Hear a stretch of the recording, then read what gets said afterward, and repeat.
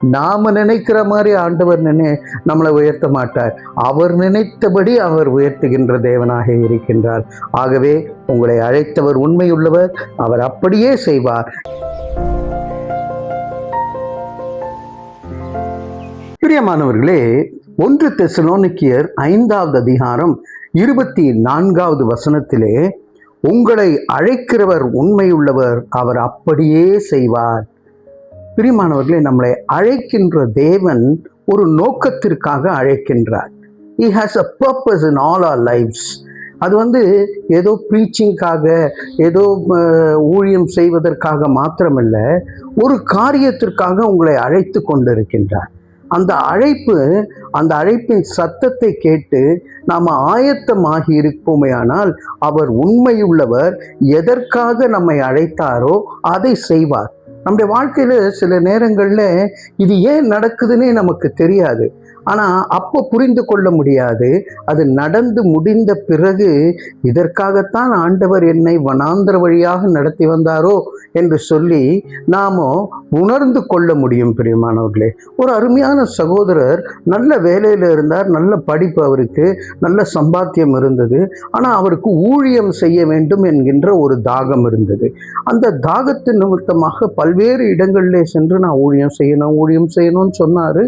திடீரென்று அவருக்கு ஒரு அழைப்பு வந்தது.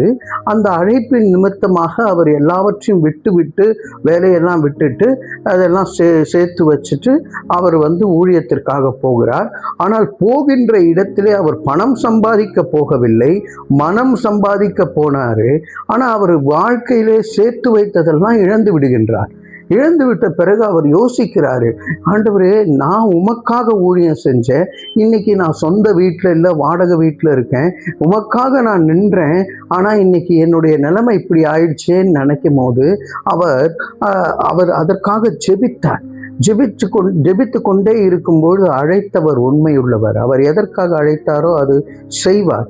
அவருக்கு ஆலயத்தில் ஒரு சிறு கூட்டம், ஒரு 10-15 பேர் இருந்தவங்க திடீரென்று பெருக ஆரம்பித்தது. அந்த ஆலயத்திலே கூட்டம், ஆண்டவருடைய அசைவாடுதல் இருந்தது.